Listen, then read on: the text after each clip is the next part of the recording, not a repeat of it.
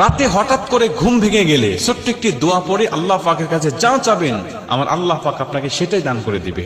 হঠাৎ রাত্রি বেলায় কিন্তু আমাদের অনেকের ঘুম ভেঙে যায়। যদি ঘুমটা ভেঙে যায়, আপনি আবার পুনরায় ওই অবস্থায় ঘুমাতে যাবেন না। আপনি শোয়া অবস্থায় আপনার ওযু থাক অথবা না থাক, কোনো সমস্যা নেই। আপনি ওই মুহূর্তে ছোট্ট একটি দোয়া পড়ে আল্লাহ পাকের কাছে দোয়া করতে পারেন। হতে পারে আপনি তখন ঘুম থেকে উঠে বসে জায়নামাজে ওযু করে এসে পড়তেছেন, অথবা বিছানায় থেকেই আপনি পড়তেছেন, কোনো সমস্যা নেই। নবীজি সাল্লাল্লাহু আলাইহি ওয়াসাল্লাম বলেন, এমন তো অবস্থায় যদি এই দোয়াটা পাঠ করে সে যদি তাহাজ্জুদ নামাজও পড়ে, তাহাজ্জুদ নামাজটাও আল্লাহ পাকের কাছে কবুল হয়ে যাবে। আর তাহাজ্জুদ নামাজ পড়ে যখন আপনি আল্লাহ পাকের কাছে দোয়া করবেন, ও দোয়া তো 100% কবুল হয়ে যাবে। অতএব আমরা যখন রাত্রি বেলায় ঘুমাতে যাই, আমরা কিন্তু মৃত্যুবরণ করতে যাই, আমরা কিন্তু দোয়া পড়ি আল্লাহুম্মা বিসমিকা আমুতু ওয়া আহইয়া, আমি মরতে যাচ্ছি আল্লাহ, আল্লাহ যদি জীবিত করে তবেই আমি জীবিত হব।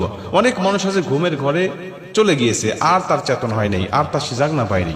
অতএব আপনি যখন ঘুমাতে গিয়েছেন, আপনি যখন মধ্যরাতে যখন চেতন পেয়েছেন, আপনি জাগনা পেয়েছেন, ওই সময় মানে আল্লাহ আপনাকে দয়া করে আবার পুনরায় হাতটা দিয়ে দিল, আপনাকে আবার জাগ্রত করে দিল। আপনি ওই সময় আল্লাহ পাকের কাছে এই দোয়াটা করবেন। নবীজি আমাদেরকে শিখিয়েছেন, তুমি বলো লা ইলাহা ইল্লাল্লাহু ওয়াহদাহু লা শারীকা লাহু লাহুল মুলক ওয়া লাহুল হামদ ওয়া হুয়া আলা কুল্লি শাইইন কাদির সুবহানাল্লাহি ওয়াল হামদুলিল্লাহি ওয়া লা ইলাহা ইল্লাল্লাহু আল্লাহু আকবার লা হাওলা ওয়া লা কুওয়াতা ইল্লা বিল্লাহ। আপনি এই দোয়াটা পাঠ করে আল্লাহ পাকের কাছে আপনি নিজের ভাষায় দোয়া করেন।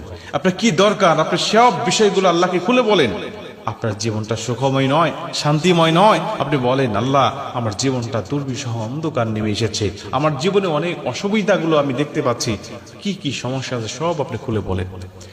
মুসলমান ভাইরা আমার শুধুমাত্র তাই নয়, নবীজি সাল্লাল্লাহু আলাইহি ওয়াসাল্লাম বলেন, ওই মুহূর্তে যদি সে তাহাজ্জুদে দাঁড়িয়ে যায়, ওযু করে এসে উত্তম রূপে যদি তাহাজ্জুদ নামাজ আদায় করে নেয়, আল্লাহ পাকের কাছে সিজদায় পড়ে যদি কান্নাকাটি করতে থাকে, আয় আমার আল্লাহ তুমি আমার জীবনের গুনাহগুলো ক্ষমা করে দাও, আয় আমার মালিক আমার জীবনের সব অপরাধগুলো মাফ করে দাও, আমার জীবনে রিজিক দিয়ে তুমি ভরপুর করে দাও, আমার ইনকাম সোর্স তুমি বৃদ্ধি করে দাও, আল্লাহ আমার সংসারে অভাব অনটন দেখা যায়, আল্লাহ তুমি আমার অভাব অনটন গুলো দূর করে দাও, আমি ঋণগ্রস্ত তুমি আমার ঋণগুলো পরিশোধ করে দাও, আমি বালা মুসিবতে আছি বালা মুসিবত গুলো দূর করে দাও, আসমানি বালা জমিনি বালা রুহানি বালা জিসমানি বালা সকল প্রকার বালা মুসিবতের কথাগুলো তুমি আল্লাহর কাছে খুলে বলো, আমার আল্লাহ পাক অবশ্যই তোমার সব বালা মুসিবত দূর করে দিবেন, সব বালা মুসিবত গুলো আমার আল্লাহ পাক ক্ষমা করে দিবে, মাফ করে দিবে।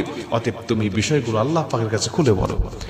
মুসলমান বন্ধু আমার, অনেকেই অনেক সমস্যার মধ্যে ভুগতে থাকি, এবং নবীজি সাল্লাল্লাহু আলাইহি ওয়াসাল্লাম বলেন এগুলো তো ক্ষমা করেই দেওয়া হবে। এবং কেউ যদি নিজের পজিশনকে বৃদ্ধি করতে চায়, কেউ যদি